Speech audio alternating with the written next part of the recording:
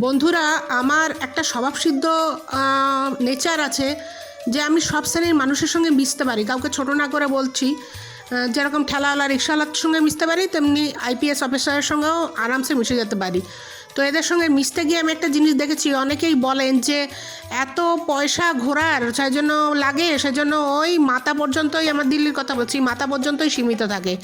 আজকের ভিউটা তাদের জন্য, কি করে অতি কম পয়সায় এই জয়পুরের একটা অংশ মানে এই হাওয়া মহল ঘুরতে পারবেন তারই বলছি আমি। তার আগে দেখুন, এটা যেটা চলছে এটা হচ্ছে হাওয়া মহলের ঢোকার ঠিক এন্ট্রি পয়েন্ট, দুদিকে হচ্ছে মার্কেট, প্রচুর দোকান, প্রচুর। এবার সবগুলো খোলা নেই, আগে হয়তো থাকতো, রাজা রানীদের আমলে কি হতো জানি না, এটা নতুন স্থাপিত হয়েছে হয়তো। আর মেন যেটা, আমি আর ছেলে তো কিছু কিনবো না, কিন্তু ঈদের আমি যখন ভিডিও করছি তখন প্রায় ঈদের মাস শুরু হয়ে গেছে, যার জন্য কেনাকাটার একটু ভিড় ছিল। আমি জিজ্ঞাসা করছিলাম মেন যেগুলো বাসনগুলো, পিতল ঠাকুরের জিনিস দেখলাম এগুলো বেশ সস্তা, এবং আমার ঘরের যে ঘড়িটা সেটাও বন্ধ হয়ে গেছে বলে জিজ্ঞাসা করলাম, দেখলাম সেটাও বেশ সস্তা। আর এই হচ্ছে মেন দরজা, এখান দিয়ে ঢুকতে হচ্ছে আমাদের। আর এই প্রসঙ্গত বলে রাখি যে জয়পুর স্টেশনে নেমে আপনি 20 টাকা দিয়ে বলবেন বাস আড্ডায় যাব। এবার বাস আড্ডা হচ্ছে বাস স্ট্যান্ড, আর কিছুই না। ওখান থেকে একটা টোটো অটো যা নেবেন তারা ভাড়া নেবে 50 টাকা। আপনার কাছে অনেক চাইবে, 300 350, একদম দেবেন না। যে কোনো শহরে গেলেই সাধারণত লোকে চেষ্টা করে, যারা বাইরের থেকে এসছে তাদের একটু লুটে টুটে নেওয়ার, সেজন্য একদমই দেবেন না। ছেঁকে ধরবে আপনাকে একদম, মানে মৌমাছিদের মতন। কিন্তু 50 টাকাই ঠিক আছে। আর আমি আর ছেলে আমরা লোকাল বলে এই 50 টাকা দিয়েই এসছি এখানে, আর ফেরার সময় 50 টাকা দিয়েই ফিরেছি। আর এই যে এখানটায় আমি দেখাচ্ছি, এই দেখুন, এই যে এটা হচ্ছে ঢোকার জন্য এই একটা ছোট্ট গেট আছে, তার আগে ওই সাইডটায় যেতে হবে। এই যে সাইকেলগুলো স্কুটিগুলো দাঁড়িয়ে আছে তার অপোজিটেই একটা টিকিটের দোকান আছে, টিকিট কাটতে হবে এখান থেকে। এবার টিকিটটা হচ্ছে, আমি অবশ্যই বলবো যারা, যদি আপনার ছেলেমেয়েরা যদি স্টুডেন্ট হয়, অবশ্যই আই কার্ডটা সঙ্গে নিয়ে আসবেন। আর সে যেখানেই পড়ুক, দিল্লি পড়ুক, যেখানে পড়ুক, স্টুডেন্টের জন্য ছাড় আছে। আর আমাদের মতন লোকেদের জন্য হচ্ছে 50 টাকা, এখন বর্তমানে 52 টাকা হয়েছে, স্টুডেন্টের জন্য 22 টাকা। আর ঢুকেই এটা হচ্ছে একটা প্রত্নতাত্ত্বিক নিদর্শন এখানে রয়েছে, নানা রকম মূর্তি রয়েছে, আর তাদের সম্বন্ধে নিচে লেখা রয়েছে। আপনি ইচ্ছা করলে আরামসে এগুলো কিসের, কোথার থেকে এসছে সেগুলো দেখে নিতে পারেন। এখানে নানা রকম মূর্তি রয়েছে বিভিন্ন। আমি কোনারকে গেছি, সেখানেও এরকম দেখেছিলাম। আর এখানকারও কিছু কালেকশন দেখলাম, লেখা রয়েছে বিভিন্ন জায়গায়, বিভিন্ন যেখান থেকে আনা হয়েছে, মেনলি রাজস্থানে প্রত্নতত্ত্ব। আর এটা হচ্ছে ভেতরে ঢুকে যেখান দিয়ে আপনাকে উপরে উঠতে হবে, এইটা যে সাদা মতন যে গেটটা, এখান দিয়ে উপরে উঠতে হবে।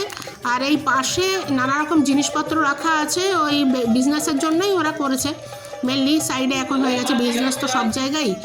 আর এই আস্তে আস্তে আপনাকে ভেতরের দিকে ঢুকতে হবে। এখানে সবাই দাঁড়িয়ে চেষ্টা করছে একটু ছবি টবি নেওয়ার, বললাম না, যেখানে বিজনেস পারপাস নানা রকম কোক, নানা রকম খাবার দাবার বিক্রি হচ্ছে। আর ওই উপরে একটা ঝরকা বা ব্যালকনি টাইপের, এখানে দাঁড়িয়েও অনেকে ছবি নেবে, আমিও নিয়েছি, পরে দেখাচ্ছি।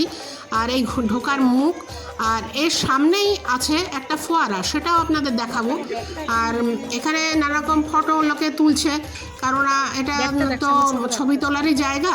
এবারে আপনাদের বলি যে স্টেশন থেকে যখন আসবেন তখন 20 টাকাই ভাড়া নেবেন, তার বেশি দেবেন না, কারণ হয়তো আপনাকে নতুন পেয়ে নানা রকম বলতে পারে।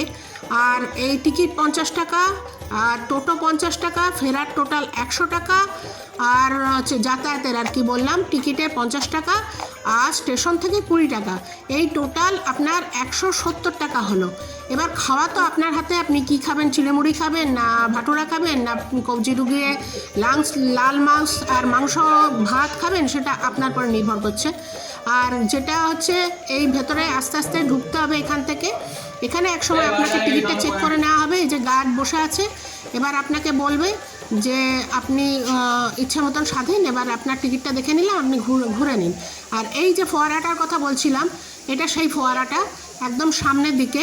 আর প্রসঙ্গত বলে রাখি, যেই ছবিটা হাওয়া মহল বলে আমরা দেখি সেটা কিন্তু এই সামনের দিকটা নয়। এই দেখুন, এখানটা কিন্তু সেই আপনি সিনারিওটা পাবেন না। এটা একদম পেছন দিকে যেইটা আছে, পেছনের রাস্তায় যদি আপনি চলে যান, এই বিল্ডিংটা ঘুরে পেছন দিকে গেলে আপনি যেই ছবিটা দেওয়া থাকে সেটা আপনি দেখতে পাবেন। আমরা একদম টপ পর্যন্ত উঠবো, আপনাদের ধাপে ধাপে আমরা দেখাতে দেখাতে নিয়ে যাব যে ভেতরে কী কী দেখার আছে। এখানটায় আমরা কিছুক্ষণ আমি বসলাম, আমি ছেলেকে বললাম যে ছবি টবি নিলে নিয়ে নে। এবার যেহেতু ও একটা হ্যাকাথনে এসেছিল, বেশ ক্লান্ত ছিল, আর আমি বিকেলের দিকে একটু দুপুরের দিকে হয়ে গেছিলো আমরা এসেছিলাম, আমাদের কিছু খাওয়া হয়নি সেভাবে, হয়তো সে উৎসাহটা পাচ্ছিল না। আর এই যে রাস্তাটা দেখালাম স্লোপারি, কারণটা হচ্ছে এই কারণেই, আগেকার রানীরা প্রচুর গয়না পরতেন, আর লেহেঙ্গা যেটা থাকতো বিশাল ভারী, সেটা নিয়ে এইভাবে সিঁড়ি দিয়ে ওঠা সম্ভব নয়, যার জন্য এই স্লোপারি রাস্তা করা হয়েছিল। হুইল চেয়ারের মতন জিনিসের মধ্যে তাদের বসিয়ে ধাক্কা মেরে উপর দিকে এই বিল্ডিংগুলোতে তুলে দেওয়া হতো। আর এখান থেকে অনেক জানলা আছে, যার জন্য এই হাওয়ামহল নাম দেওয়া আছে। নাম শুনলেই বুঝতে পারবেন যে বিল্ডিংয়ে এত জানলা দেখাই যাচ্ছে, খুপড়ি খুপড়ি, ওখান দিয়ে এত হাওয়া চলে, যার জন্য এই বিল্ডিংটা কোনোদিন গরম হয় না। এই দেখুন দেখাচ্ছি, এই যে প্রচুর জানলা দেখতেই পাবেন, জানলা দরজা এর কোনো কমই নেই। আর এই প্যালেসটা তৈরি করেছিলেন সোয়াইন প্রথম সিং। এই 5 তলা একটা বিল্ডিং। আর ওই যে বললাম যে ঝরোখা বা ব্যালকনি, এখানটায় দাঁড়িয়ে আমার একটু স্টাইল করে ছবি তোলার ইচ্ছা হলো, তার জন্য ছেলেকে বললাম তোল। তো মুখটুক কিছুই দেখা গেল না, কিছুই হলো না। এই যে স্লোপারি রাস্তার কথা বলছিলাম, এখান দিয়ে ধরে ধরে আপনাকে উপরে উঠতে হবে। রানীদের জন্যই মেনলি এরকম বানানো হয়েছে। সিঁড়িও আছে, প্রচুর সিঁড়ি, পায়ে মানে কষ্ট হবে, যাদের পায়ে দোষ আছে তারা উঠতে মানে খাড়া, প্রচণ্ড খাড়া সিঁড়িও আছে, উঠতে হবে। এটা আমরা একতলায় উঠলাম। এখানে প্রচুর লোক ভিড় ছিল সেদিনকে, শনিবার, প্রচুর লোক এসেছিল, ছবি তুলছিল। আর এই হাওয়ামহল স্থাপিত হয়েছিল 1799 সালে, আর এটা স্থাপন করেছিলেন লালচাঁদ ওস্তাদ বলে একজন ছিলেন। আর এই সব জায়গায় তো এরকমই হয় যে গান নিয়ে ওরা বসে, আর এই ওস্তাদ যিনি গান করছিলেন খুব সুন্দর করছিলেন, অনেকেই ডান্স করছিল। আমি উপরটাও দেখাচ্ছি আপনাদের, সেরকম মানে সিলিংয়ে যে বিশাল কিছু কারুকার্য আছে তা নয়, হাইটটা দেখালাম আপনাদের, কতটা উঁচু করা হতো যাতে ওই ছাদের গরমটা নিচে পর্যন্ত না নামে। এখন তো আমাদের সব বাড়িগুলো 5 তলা হলেও, এটাও 5 তলা বিল্ডিং, কিন্তু ছাদ এত নিচে থাকে যে গরমগুলো ঘুরতে ঘুরতে নিচের দিকে নামে, কিন্তু এর ছাদগুলো দেখুন কত উঁচু। আর এই হচ্ছে দোতলায় উঠে গেছি। এবার দোতলা থেকে আপনাদের ভিউটা দেখাচ্ছি। ওই যে ফোয়ারাটা দেখাচ্ছিলাম, সেই ফোয়ারাটা প্লাস নিচের লোকজন দেখা যাচ্ছে, আর এই সঙ্গে এই যে পর্বতটাকে দেখা যাচ্ছে। এটা সম্ভবত আরাবলী পর্বত হবে, আমি ভুলও হতে পারি, তবে এটা বেশ সুন্দর লাগছিল। পুরো শহরটাকে দেখা যাচ্ছিল এখান থেকে, অপূর্ব লাগছিল। আরও আমি 3 তলায় উঠবো, আমি উপরে আরও উঠবো, আপনাদের দেখাবো।